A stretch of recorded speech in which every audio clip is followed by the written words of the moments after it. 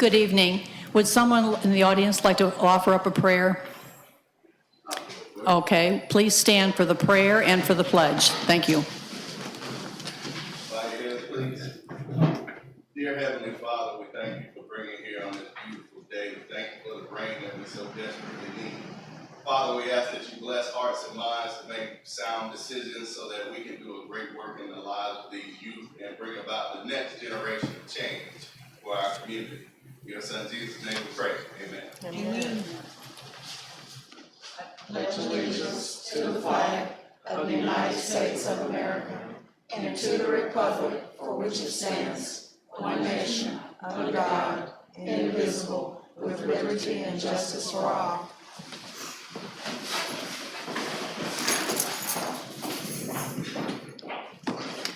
I'd like to welcome the Executive Director of the Florida School Board Association, Ms. Andrea Messina, tonight. She will be giving us a presentation on the elected versus appointed superintendents. Ms. Messina? Thank you. I don't know if this is on or not. I know you record, so I'm assuming. Do I need to turn it or anything? You got it? Okay, perfect. Got it. Thank you. All right, so it's my pleasure to be here with you tonight and see your smiling faces yet again. I will say it's particularly exciting for me to be in districts when you're getting ready for the back to school time. And I know next week is when your students will be reporting. And if you'll allow me a moment of personal pride and privilege, I'll tell you that my oldest son reported for work today as a middle school math teacher in Leon County for his first day in his entire career because he just graduated from college in May. So we're bringing another one into the fold here. I'm here tonight to speak on the issue of elected and appointed superintendents. As you know, Florida has both within our counties, and so I'm going to walk through with you the differences and the similarities in counties that have appointed versus elected superintendents, kind of give you an overview of the process. Now, just having this conversation with you here today certainly does not mean, and I'm saying this for the public as well, but it certainly doesn't mean that any decisions have been made. What it means is that you're asking questions, which is a healthy conversation to have in any community. So I just wanted to kind of mention that. First off, you should know that in the United States, there's 13,567 school districts. 142 of them have elected superintendents. So as you can see, it's a smaller number certainly than appointed superintendents across the country. Only 1% of school districts have elected superintendents, and technically, there are still some in Mississippi, although they have already phased them out. Alabama had a bill last year to phase them out, but it didn't quite get through the legislative process. I'm told it'll probably come through again. And then if that happens, Florida will be the last state that has elected superintendents. In the state of Florida, we have 3 districts, the green-starred ones, that voted in November of 2018 general election to change from elected to appointed superintendent. Those are noted by the green stars. The blue stars are the counties that already have appointed superintendents. So you can see we've basically got 26 after the November, the green-starred ones become appointed, which will take effect November of 2020. There'll be 26 appointed superintendents and 41 elected. When we look at the Constitution of Florida, we look at Section 5 of Article 9 in the Constitution, which talks about the superintendent of schools. And basically, it starts out by saying that there shall be a superintendent who shall be elected. I say that so that when you look at this, you know that every one of these counties started out with an elected superintendent unless they followed the process to change it to an appointed superintendent. And there's a very specific way that that can happen. And you'll notice it says the resolution or special law is what has to happen. It has to go before your public. It has to be approved by a vote of the electors, and then it can be an appointed. In the statute where it talks about the term of office, if a superintendent is elected, you know that's a 4-year term of office. If there's an appointed superintendent, it is until the appointment is made. So for whatever reason, there's a number of ways that an appointed superintendent can vacate the office. It could be retirement, it could be they find another job in another state or county, whatever that might be, until the appointment ends, and then the board would be required to do a follow-up appointment. There are very specific procedures for making the office appointed. You can find those in 1001.461. I'm certain that you've looked at those.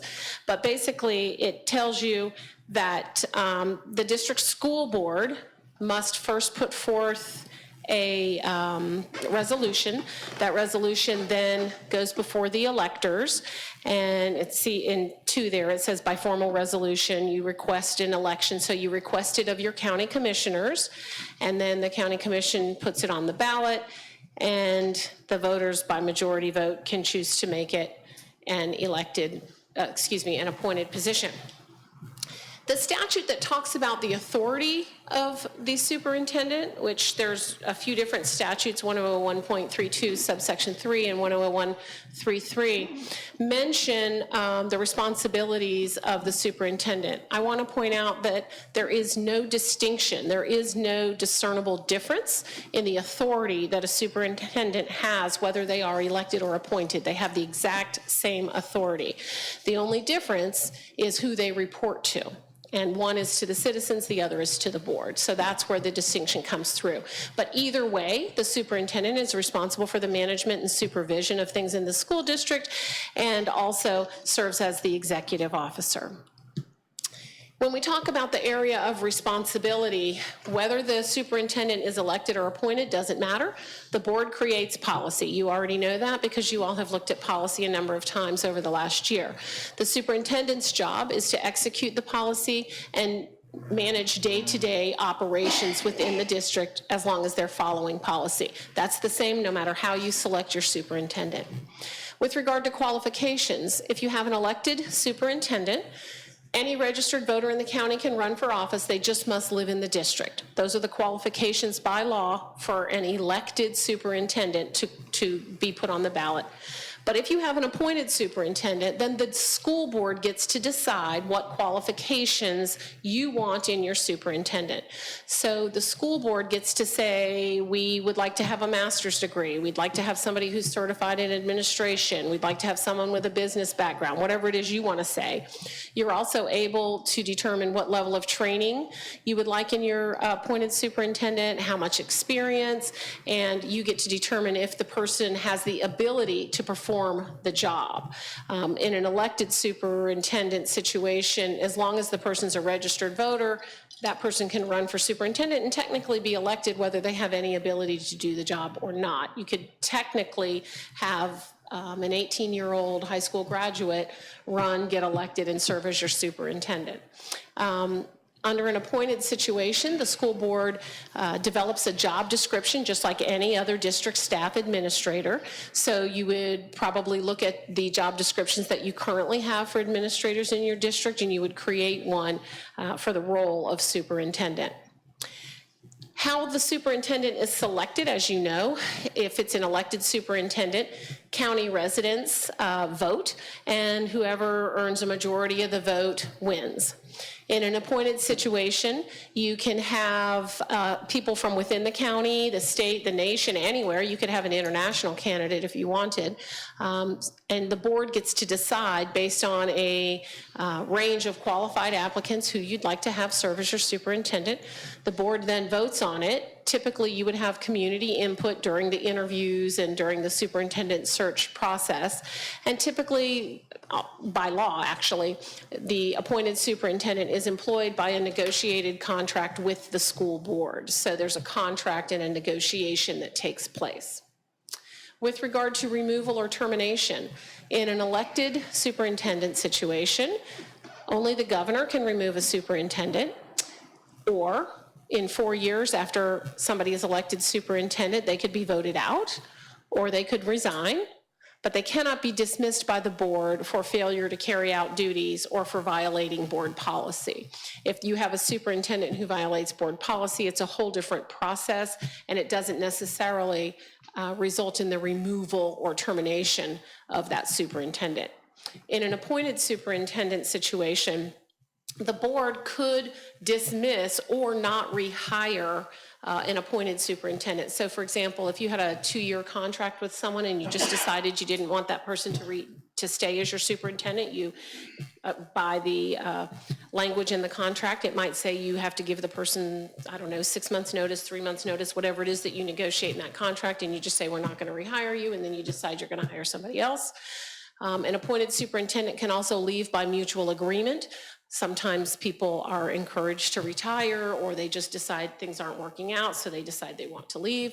An appointed superintendent can resign, can retire, and based on the employment contract that's negotiated, there may be some additional stipulations on the removal or termination, but the board would typically vote by majority or whatever terms are in the contract that, again, is negotiated.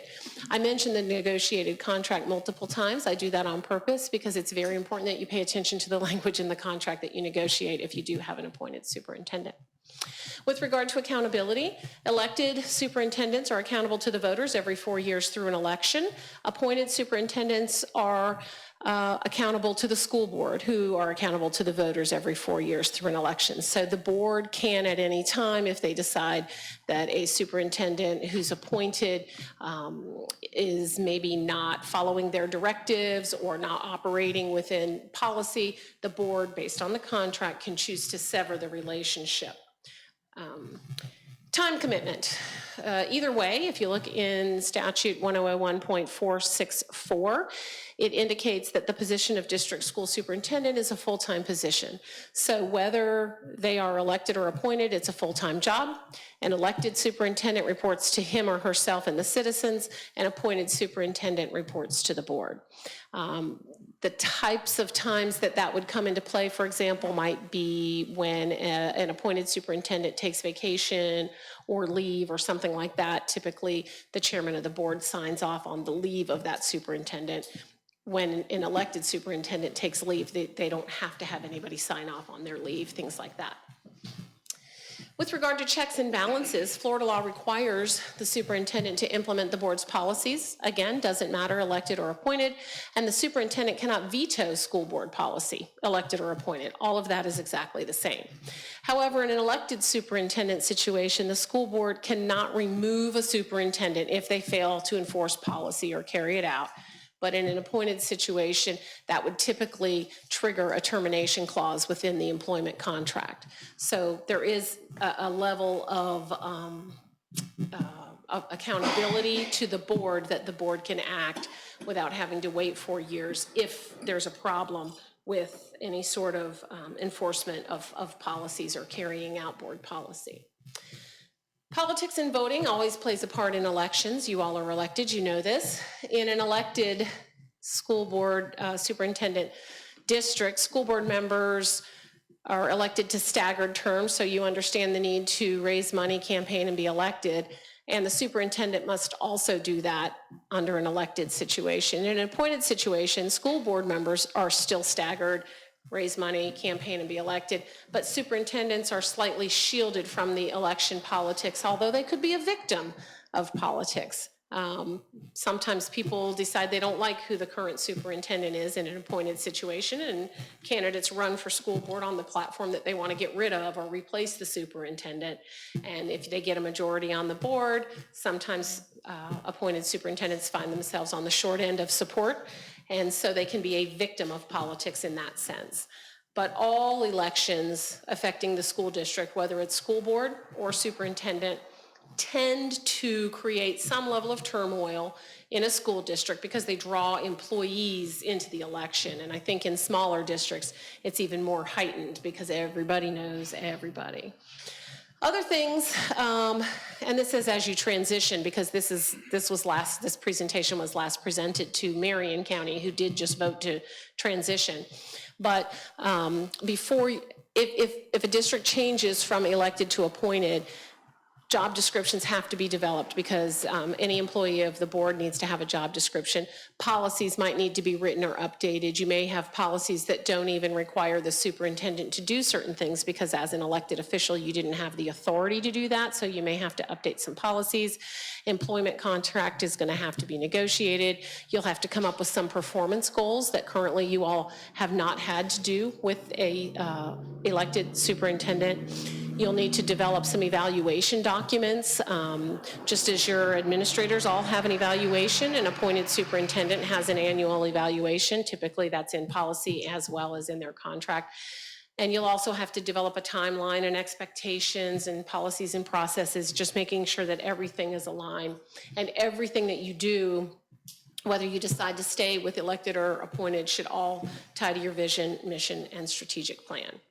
I will tell you just briefly the process for actually hiring a superintendent. You can do a search, you can just do a local search, which means you want to hire somebody from your county. You could do a statewide search, you could do a national search.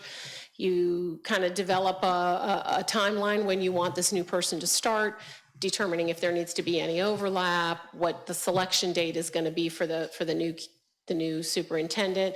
You develop a process timeline, which includes how long you're going to advertise, where you're going to advertise, how you're going to vet the candidates and doing background checks on the candidates, having the candidates visit the district so that they can see the district that they might be working in.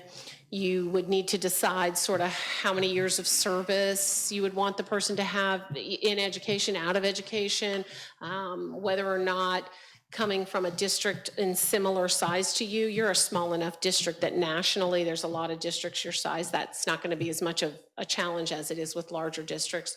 But also kind of what soft skills you're looking for. Are you looking for someone who could come in and maybe run a referendum? Or are you looking for someone who needs to have financial knowledge, or somebody who has academic knowledge? You can kind of look for those sorts of things. One thing that is very, very different in elected and appointed superintendents is the salary.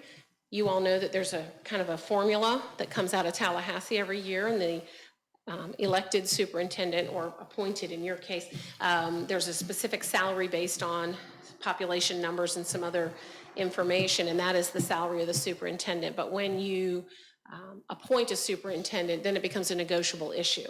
And as such, then we have to, in order to make your position appealing to people, you have to kind of look at comparable other districts. How much are they offering their superintendent? What do they pay? What are the benefits packages, so that you can have a competitive salary in order to attract the type of people that you might want. We wouldn't necessarily right now get into how many finalists, how you do that, but typically you would have a pool of candidates. You'd find some semifinalists and then finalists, interview them, decide who you want. You'd probably involve your local community in some sort of community meetings or committees to get some input on who they think a superintendent ought to be. Everything that happens within the Sunshine Law and public records laws. The entire superintendent search is public information. Sometimes people think that they can do a superintendent search in executive session, and that's not the case. Everything from the day that an application is received until someone is hired is all public. There's very specific interview procedures that I'm certain your HR department would want to have some input on. Typically, you would have the candidates come in and you'd have a full-on activity for a day and a half, 2-3 days to interview them and give them a tour of the district. You do group interviews, individual interviews. You definitely want to get to meet the people so that you can decide who's best for your district. Typically, to hire a consultant to help you with a superintendent search, minimally, it would probably be $25,000. Depending on if you use a national firm, it could go all the way up probably to $70,000. So it's not cheap, but you're looking for expertise to keep you, to keep the search, to make sure that the search has fidelity, to really insulate your staff that works here, who are going to have to work with whoever gets appointed. And so there are some costs involved. And then you would select, obviously, at a school board meeting in public. And I do just try to remind people that the perfect superintendent always says the right thing, has experience elementary, middle, high school, higher education, military, and corporate, wears good clothes, reads good books, has impeccable ethics, has a sense of humor, is only 29 years old but has 40 years of experience, smiles all the time, visits 15 classes a day but's always in the office available, communicates all day, every day, and walks on water. But The perfect person. exactly, there's no such thing, and I make sure to tell boards that there is no such thing as a perfect superintendent. The idea is to make sure that the superintendent you have is one that you can work with and one that the district can move forward successfully and effectively with. And so with that, I can answer some questions, or if you'd prefer to set a workshop at a later date and talk in more length and more detail, I can always come back. Any questions from Ms. Messina? What's the typical length of the contract? Very For an good appointed, question. let's say. I will say that depends. Okay. Typically, a new contract with a new superintendent, I would say averages 3 years. Mm-hmm. Sometimes it's 2, sometimes it's 4. If you're asking someone to move from another place and they're giving up a pretty set future, then typically they may ask for a 4-year commitment to them. I would say it's usually not less than 2 years, because you need to give a superintendent some time to come in and really make sure that the support that you give that superintendent helps that superintendent reach the goals that you've given that superintendent. So somewhere between 2 and 4 years. Okay, thank you. Any questions for Ms. Messina? At this time, I would like to actually schedule a workshop so we could discuss this further before making any decisions, and look over the material that Ms. Messina has presented to us, which we appreciate you coming tonight, and it certainly was very valuable information. How does the board feel about this? I would like to work. Just, you'd like a workshop? Ms. Joseph? I'm open for a workshop. Do you really want it soon? For the record, I just want to say I'm opposed to the workshop. Well, let me ask the board members individually. Ms. Williamson? I can do a workshop, I mean, It's not convincing. information's Information. information, whether you Strictly decide for to agree information, with it no or not. decisions are going to be made, that's right. We're not pushing it, or, no. Ms. Bell? So no decisions will be made. I don't mind. attending We don't the make workshop. decisions Just during information. workshops. Workshops are strictly for information. Mr. Alford? Yes, ma'am. All right. Mr. Daniels? Opposed to the workshop. Okay, well then we will have the workshop. Since the majority of the board wants one. Do you want to schedule it now or look at? The rest of the week, we're going to be pretty busy with open houses at the individual schools. Did you say? I think we should wait a couple of weeks until we get this school year settled in and going. Because Okay, we do have open houses almost every night this week. right, this and week is not good. some other first of the school year things in the next week or two, and then it should settle down. Open houses and If it- all kinds of stuff. As much as it's gonna settle.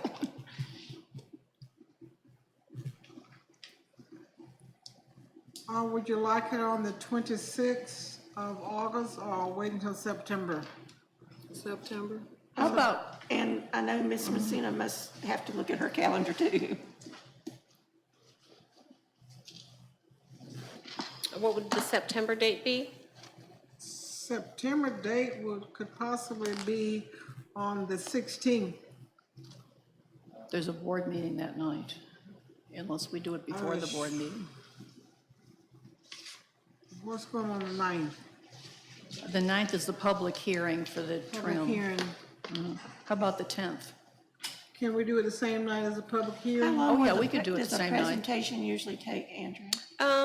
You know what, it wouldn't be A a workshop. presentation. It depends on how much you guys want to discuss. We're gonna we're having a meeting 3 for the trim notices on September 9th. So could we tack it on to that meeting? That'd be fine with me. We would have an extra meeting on that same night, Okay. on September 9th. So, Now, you don't have to have me here, but I'm not available on the 9th.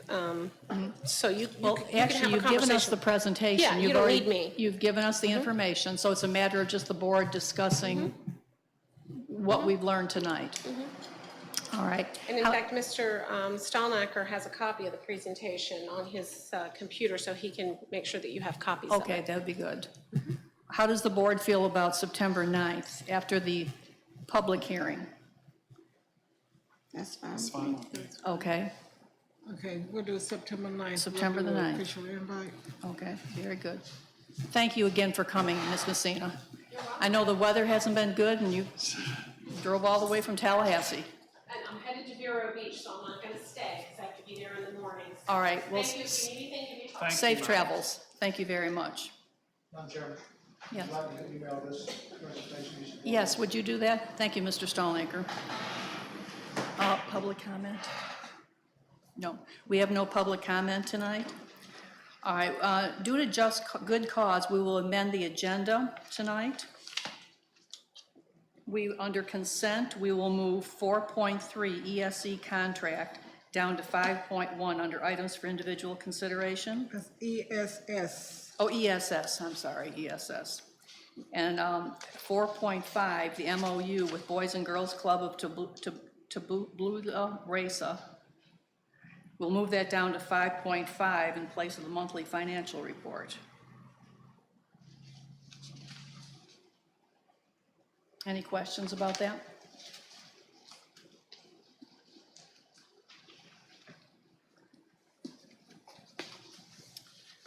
All right, consent agenda, 4.1. Do we have a motion to approve the consent agenda? I make a motion to approve the consent items. We have a motion by Mr. Alfred, second. Second. Second by Ms. Williamson. Any questions or discussion? With a show of hands, all in favor? Opposed? Becky, 5-0. All right. 5.0, items for individual consideration. We have the ESS contract. Ms. Joseph?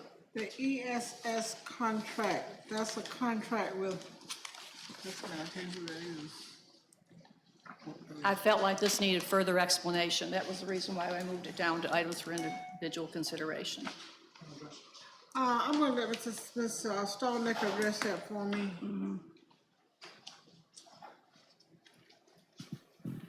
Madam Chairman, ESS is a private company that we've used, or we have used in the past. What is that? But ESS is a company that we use, or districts use, to contract with employees after they retire. And Ms. Joseph asked me to research with ESS, and the guy that I've been dealing with is Dan McLaughlin. What it does, it allows us the opportunity to contract with ESS to hire somebody that has recently retired from our district. For example, if we needed a teacher who retired from the state of Florida, but we need their services, we can contract through ESS, and the person actually works with ESS. ESS pays them, and we pay ESS. The rationale behind this is to allow us to maintain some continuity with people as they transfer, for example, benefits and payroll specialist. If you see in the contract, there's two positions in there. One of them is payroll and benefits, and the other one is secretary to curriculum. There's secretary to curriculum. What we do, before the contract itself, let's take away the attachments. The contract is in itself is a one-year contract with ESS. Then we come back and add the attachments or the addendum of, say, for example, we have 2 people in there right now, and that's one addendum. And what we do, I say that we as the district, sit down with that employee and negotiate a salary based off of their hourly wage. And then we pay them a negotiated hourly wage plus 24% to ESS. ESS takes care of all payroll, all benefits, everything else, and they cut that person a check based off of the timesheet that we send to them. So there's nothing that we do to them, there's nothing that we handle other than paying ESS. ESS in turn pays the employee. Thank you, Mr. Stallnaker. Any questions for Mr. Stallnaker? I just have a question on something you said. You said that the employee and you sit down and negotiate their salary. Shouldn't they come back on a set salary schedule? No, sir. We negotiate that with the person. We talked, because there's no union tied to it. It's solely what I agree to pay you and what you agree to take from us. So, for example, the two that are in there, I talked with them and got their hourly wage, and we agreed to what their currently hourly wage was now. And that's why if you see one of them, I think it's $30 per hour for the employee, then you pay the ESS 24% on top of that. So I don't have the document open, so it's like $37 and change. And the other one is $15 plus 24%, I think it's $18 and change. That's what ESS charges us per hour for that employee. Then ESS will cut that employee a check for them. And ESS will handle the 1099s. We have nothing to do with taxes. All we do is contract with ESS to take care of it all. Okay, there's something in the contract about an automatic rollover and giving them 45-day notice. Now, if we approve this, I recommend that we eliminate this rollover. The 45-day notice is with ESS if we cut that contract. What? I'd like to eliminate this automatic rollover. Okay? I mean, you know, sometimes people forget about these automatic rollovers, and next thing you know, we're paying for them again. No problem. Okay. But we don't pay anything unless we submit a timesheet. Okay, You follow me? right. So the contract itself is just a contract with them to provide the services. When we submit a timesheet, then we submit that timesheet on that individual, and at the same time, ESS will invoice us for the amount that we submitted on that timesheet, plus Okay. 24%. I'd still like to not have the automatic rollover Okay. included in there. I'd All like right. to have that eliminated. Mr. Schneckler, did you have anything to say about that? The board may approve it, subject to the elimination of the automatic rules. That way you have a one-year contract.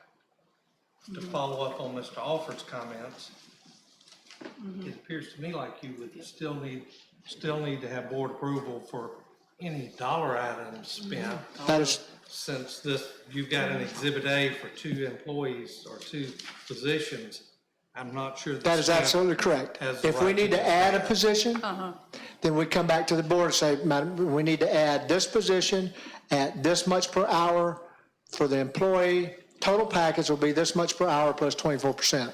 Right. Anytime a position is added, obviously, yes, you have to approve it.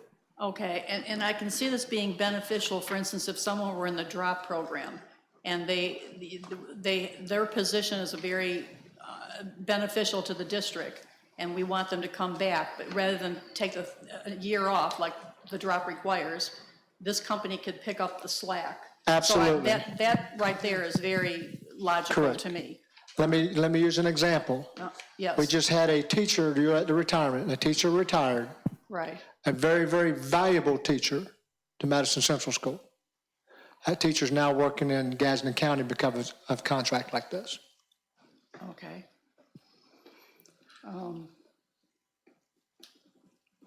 Any further discussion? No, ma'am. All right. Do we have a motion to approve the ESS contract minus the automatic rollover? I make the motion to approve the ESS contract minus automatic rollover. We have a motion by Mr. Alfred, second. Second. Second by Ms. Bell. Any discussion, questions? All in favor, raise your hand. Opposed? Becky, 5-0. All right. 5.2, Wayfarer Academy Contract Charter. Charter contract. Ms. Joseph? Okay, we're at the point with this contract. This is with the contract, it was the old Tover facility. They're taking up these residential foster care facility. We at this point of the charter, we've written the contract, we've presented to them, and they have approved what we put in them. So right now, we need to approve the contract that we have with them.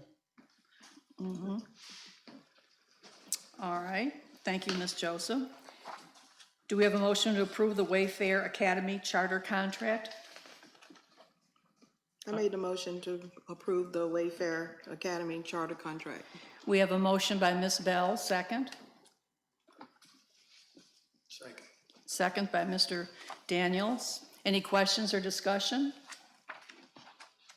By a show of hands, all in favor? Oppose?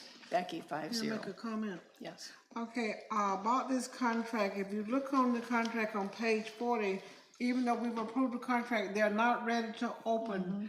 Mr. Reeves communicated with them, they have some pre-opening requirements and documentation they've got to do, and he communicated that to them today, and so we're working on this also. Right, and this was just strictly approving the application? Yes, Yes. that's what it's. All right, thank you. 5.3, staffing table, Ms. Joseph. Okay, the staffing table, I think, okay, well, this was about, we've got a student. Is that not the one? What's the change on that? The two staffing table changes I mentioned at the last meeting was that we're transitioning the staffing specialist to the district office since they will be serving more than just one school. And then also, the other item on the non-instructional staffing table is where there's not enough students for pre-K in Greenville. We're going to transition the pre-K teacher to a classroom teacher, and the paraprofessionals in pre-K, we're transferring that pre-K paraprofessional to Central School. All right, let me backtrack, because this wasn't on the agenda now until today, right? The information. I did not get the staffing tables added until today. Okay, let's go back to what you said about the staffing specialist you said would be stationed here, or say that again, The please. staffing specialist, remember when we talked at our last meeting, I mentioned that the staffing specialist, to better serve the district, we're going to be placed on the district's staffing table. Okay. Because they're assigned more than one school. Previously, you had you had two assigned to the district, one assigned to the Central School and one assigned to the high school. Right, And then when we met at our last meeting, I mentioned that I was going to do everything possible to get these up before the board meeting. Unfortunately, getting everybody in place, they're in there today. So, but to better serve the district with the three staffing specialists we have, those staffing specialists are assigned more than one school. So therefore, to be managed appropriately, we felt it was best to pull them to the district's instructional staffing table. We have not increased the numbers of staff and no, specialists. we're still, We still have that same Right. number. Correct. That is correct. all right, thank you, Mr. Stallnaker. Any questions for Mr. Stallnaker? All right, do we have a motion to approve the staffing table? I made the motion to approve the staffing table. We have a motion by Ms. Bell, second. Second. Second by Mr. Daniels. Any questions or discussion? By a show of hands, all in favor? Oppose? Becky, 5-0. All right, 5.4, personnel changes. Ms. Joseph? Personnel changes are as noted. We've had non-instructional recommendation, we've had instructional recommendations, and we've had 3 employees resign. And we had to transfer an employee, and we've got 1 employee requesting a leave of absence. She will be doing internship.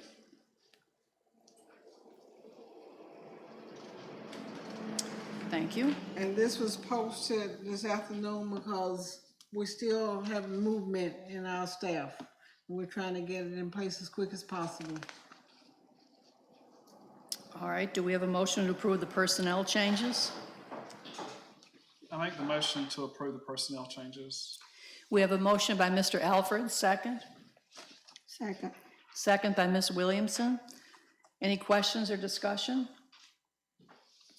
I just have a question. What does that leave us at? I mean, where we're at, where are we concerning? Mr. Stallmaker, we're not fully staffed, But we're close. But we're but close. we're close, but we're not fully staffed. We had 1 resign from Greenville today, so we have that one to fill. We had 2 last week resign from Central School, 1 PE and 1 Science. We were able to fill the Science today, so as quickly as they resign, we're doing the best we can to fill them. We're making sure we have everybody in the classroom as quickly as possible. However, the dean, we haven't filled it yet. They interviewed for guidance today, but I don't have the packet, hadn't got it back from the school either. However, it should be filled, but I'll know more about that tomorrow.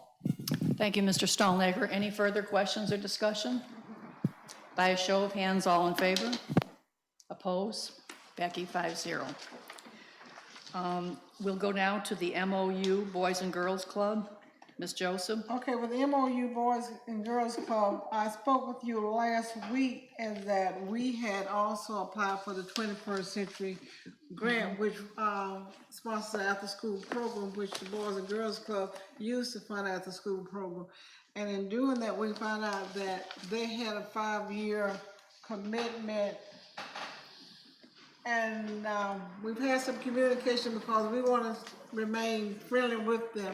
And so Mr. Kevin Kidd, who was the executive director of the Boys and Girls Club, we've had a conversation with him, and he's going to come and do a presentation to you about that. Good evening, everybody. Good evening. It's been far too long since we've seen each other. I'm going to pass these around. This is a report from our last evaluation from our independent evaluator. Just want to say, just because I haven't been up here, it hasn't been because of love. For the past 6 months, I've been helping the Boys and Girls Club with the Big Ben running their organization while they hired their new CEO who took office Friday. With that said, though, we're very pleased with our partnership with the school district, but I know a lot of you are probably wondering, well, why are all these parents calling me, right? Because like she said, we operate under various funding sources. We get money from the Florida Alliance of Boys and Girls Clubs, Boys and Girls Club of America, the Department of Health, and 21st Century Learning Centers. We use that money to serve the youth of Madison County. So when I got a call saying that the school district had applied for 21st Century, you can imagine that I was concerned and had questions. You know, we talked today. It was just a situation where an application got turned in, and there wasn't, in my opinion, a clear understanding of what Boys and Girls Club was, what we do, and how we're funded. But the majority of our funding for Madison County comes from 21st Century Learning Centers, and we use that to provide the services. We do homework help, academic enrichment, fitness and play, and we also do other enrichment, personal enrichment activities. So here's what I'm proposing. The school district has applied for these funds. You never turn down funds, right? So what we talked about today is working together, me and Ms. Roderick and Ms. Joseph, and going to DOE and saying, can you combine our grants so that we'll get more money to serve more youth? That way we can provide transportation, we can provide, the district can get the administrative costs to help pay for the utilities that we have in these programs. We can pay teachers more, we can just do a lot more if we combine them together. The school would be the fiscal agent of the program and deal with this DOE in terms of just the finances. And Boys and Girls Club would be the program agent. We would do all the reporting, we would collect all the receipts and turn in that documentation, the evaluation, and all of that. The good part about it is, you know, Boys and Girls Club has that flexibility to do things that the school district might not be able to do in terms of hiring teachers and staff and programming, much similar to the issue that you were just talking about a few minutes ago. So we think that's a good plan to move forward. We're going to get through these first couple of weeks of school, right? Because we all know that's a turbulent time. And then we're going to sit down at the table and go to DOE together and ask them to increase our funding together. So I apologize for all the calls, but you can imagine I was a little nervous trying to figure out what was going on. Do you guys not love us anymore? Did we do something wrong? And everything I've heard was Boys and Girls Club is providing quality programs. Boys and Girls Club is doing a fine job in our schools. Our parents are happy. Our principals are happy. So I just wanted to come here and sort of basically resubmit our relationship and move forward because, look, I love this partnership. This partnership helps me get into other school districts. In fact, I was telling Ms. Joseph earlier, we're in Calhoun County right now because of you, right? They said, we want what you have in Madison. And we went over there and now we have 3 clubs in Calhoun County. So that's my spiel. I'm here to answer any questions you might have about Boys and Girls Club, but I think we have it resolved and we're gonna work together to fix it. Any questions? If we continue our relationship with him, we will be able to start our after-school program the second week of school. If we discontinue our relationship with him, we won't be able to start until maybe October or November, and that's pending we get funding. But we have worked out an amicable agreement to work with him. I'm glad the Boys and Girls Club is staying. Yeah, I think that we need to, I think it's a good thing that they're staying because at this late date, that would put a tremendous hardship on the parents. You're talking about 249 parents suddenly are going to be thrust into what are they going to do for after-school care until November. The question I have is that if DOE doesn't allow us to combine, then we should honor our contract with the Boys and Girls Club and like do away with our application for the 21st century because, we do have a contract and contracts should stand for something. I don't know how Mr. Snickner, what his advice would be, but we do have a contract with them for multiple years. With who? The Boys and Girls Club. Yeah. And let me just explain 21st century. It is a competitive grant.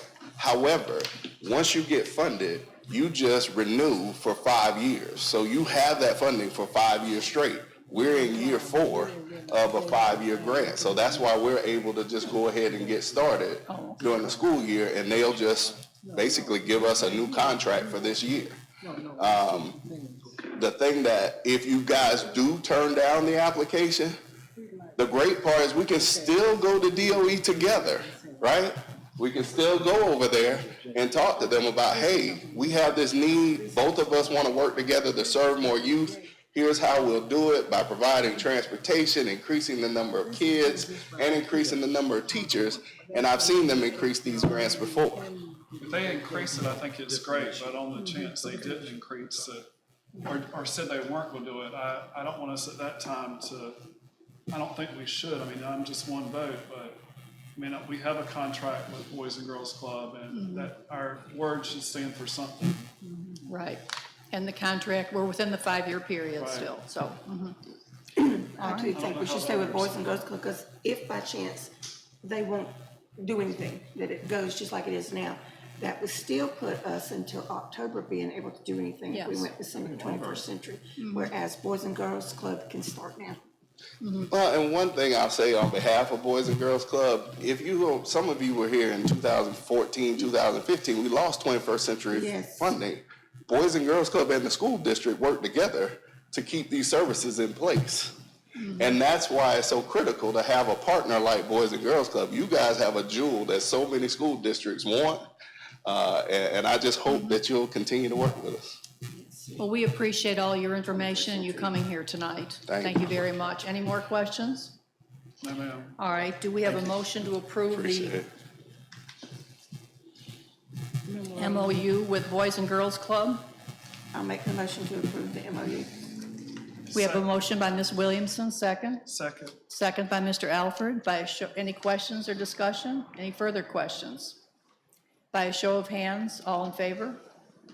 Oppose? Becky, 5-0. Thank you very much. Thank you very much. All right. Madam Chair, Yes, ma'am. I would like to revisit something on the agenda that have passed, and I'm gonna ask you to amend the agenda, but I've gotta give you good cause to amend the agenda. We have, voted to continue the contract with the rights of passes with the DJJ facility. But Ms. Roderick noticed that some of the numbers in the contract was when they were taking care of two facilities, Excel and JBA. They're not dealing with Excel anymore, so they shouldn't be getting the amount of funds that's in here. And so I'm asking you to amend the agenda so we can amend the contract. With the right of passage. Yes. Thank you. Would you like to say something? Just to help clarify the Okay. situation a little bit. Previously, when Rite of Passage had Excel and Joanne Bridges, they received 50% of the Title I Part D grant.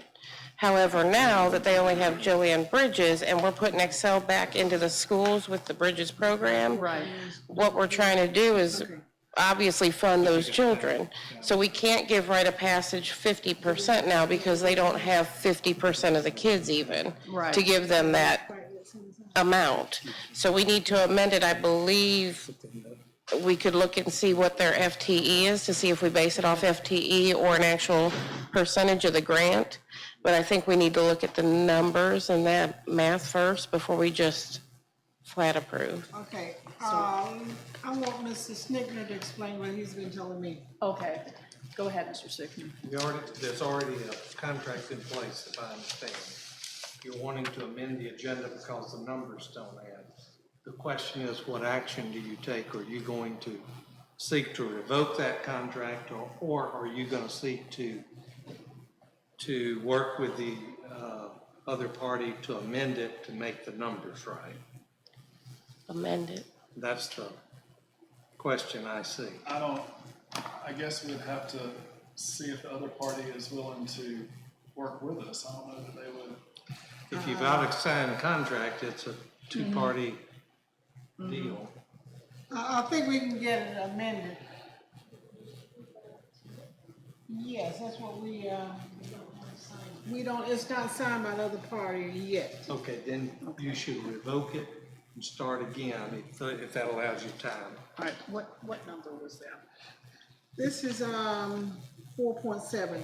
Because you may unilaterally revoke it before they sign it. Okay. And that needs to be your action. That was under tonight. consent. So that's your first motion. That would be the only motion. Well, you can follow it with a motion to have the contract amended, but you don't have the amended contract in front of you to approve tonight. Right. So That would be we at the want to, next we meeting. want to eliminate this contract. You want to revoke it before they sign it. Let's revoke, okay. But that's your good cause, Madam Chairman, to amend the agenda to do that. Will we amend the agenda also, or just revoked? You need to amend the agenda, announcing that that is your good cause because of the math problem in the paper. Yes.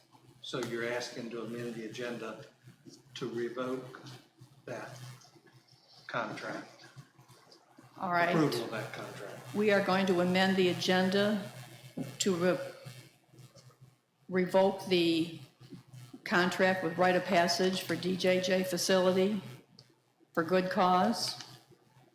Do we have a motion to do this? Madam Chair, I move to revoke the approval of the contract with the right of passage for DJJ facility. We have a motion by Mr. Daniels, second. Second. Second by Ms. Williamson. Any questions or discussion? By a show of hands, all in favor? Opposed? Becky, 5-0. No, can we come and approve this contract with that change? Because we haven't presented to them. That's your only change? That's the only. That and there's a mention of focus, we gotta change to Skyward, but that's minor. If we're specific enough about the change, you have the written document. I think you could move to approve a new contract with that specific change, and then that would be subject to DOJJ approving. The change is on page 10. It's number item three. Number 3.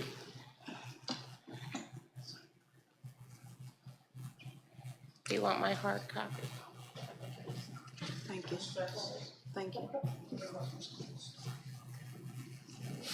Because the amendment before was on to that. Oh, and again, what's going on, they're not in charge of Excel anymore, so they should only be getting 25% of the delinquent funds rather than 50%.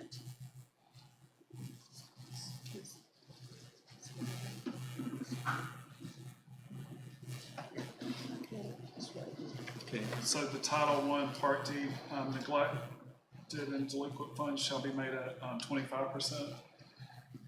Correct, because they're losing half of what they had. So if we want to make it a percentage, I would say 25% would be fair, because we're taking in the students at Central and the high school. Or should it be less than that?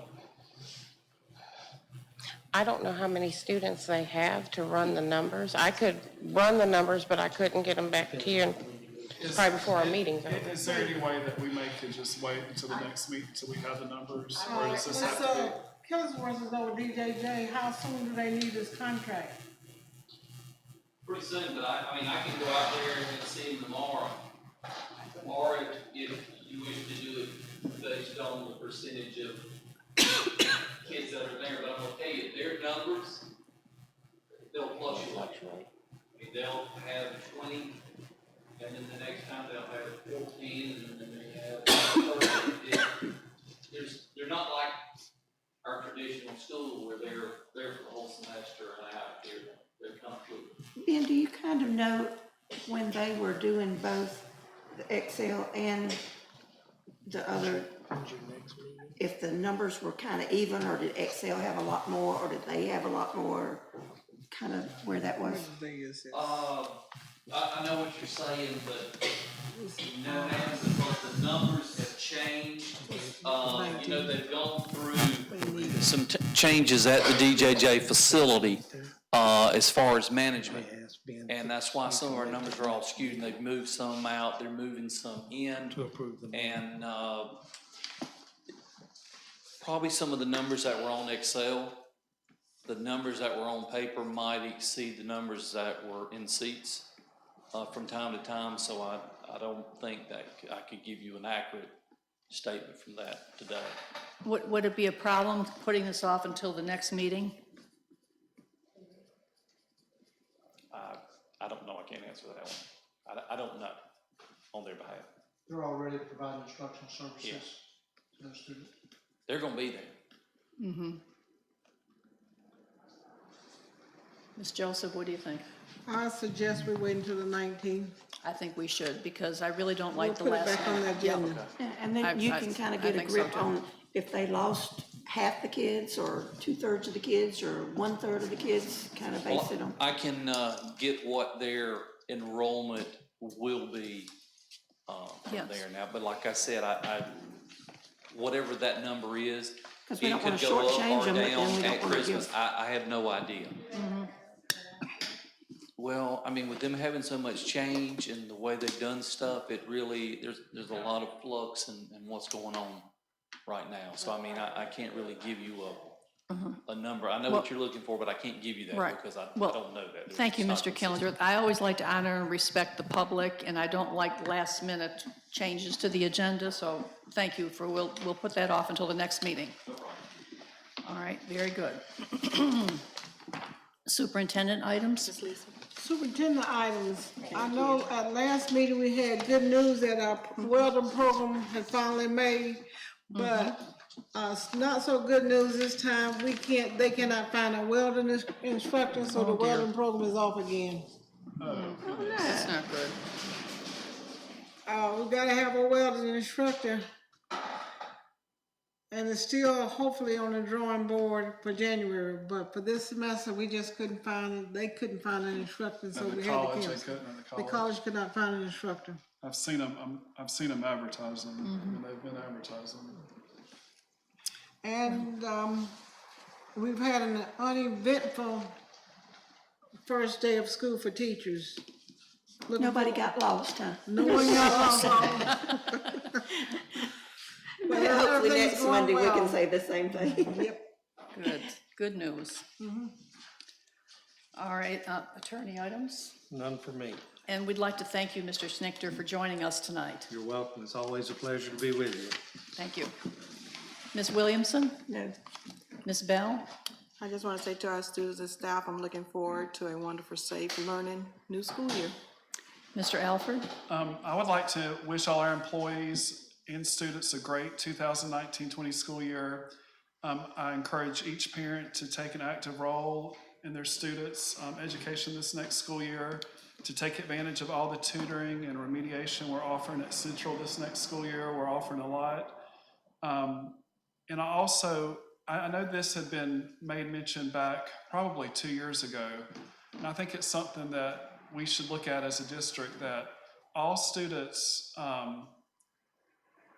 when teachers have their data chats with the parents, to have something at that point, and maybe they're doing it where if they scored a level 1 at this time or level 2, then that point is made to the parent. At this point, if your child was graduating, they wouldn't be having the marks to get a standard diploma at this time. To show the urgency, even at the 3rd grade, whenever they start testing, that we need to be trying at that point to do remediation, where parents do not come up at the last minute and said, I never was aware that, I mean, my child's made the honor roll the whole time, but yet they've made a level 2 or they made a level 1. It can be misleading, and I think we need to be very transparent to the parents. Even a level 3 is not proficient, it's satisfactory. If you read DOE's website, it says that continued encouragement and support may be needed at the next grade level, even for level 3. 4 is proficient. So even our students who are making level 3s still could benefit for the remediation. With that being said, Central is offering a great deal of remediation this next school year, and that is the only way that school is going to improve its grade, is for students to be remediated to try to bring up their scores. Just some way where parents can be made aware that of course, I see the FSA hopefully score, but made aware that many of the parents do not know. Not saying anything on them, they just do not know that a level 1 in the 10th grade, if you score a level 1, then you're going to be on track not to receive a regular diploma. And they should know that even in the 3rd grade, where they could start trying to push their child at that point to improve and remediate and get help before it's too late. Just food for thought. I know Ms. Joseph will think of some way where we can streamline that to where parents are made aware and maybe serve as a catalyst to want to go to remediation and tutoring. Okay, I will have some more conversation with our administrators and ask them to, let's be mindful and let's be clear in our data checks with the students. Make sure that they are understandable to the parents. Because I know that the teachers are doing the data chats and the parents have to come and sign, but just to make it clear that even though your child may be on the honor roll, if they score a level 1 or level 2, that's not going to be, I mean, a 3 is satisfactory. We've made the mistake, I know I've made the mistake of saying it's proficient. 4 is proficient.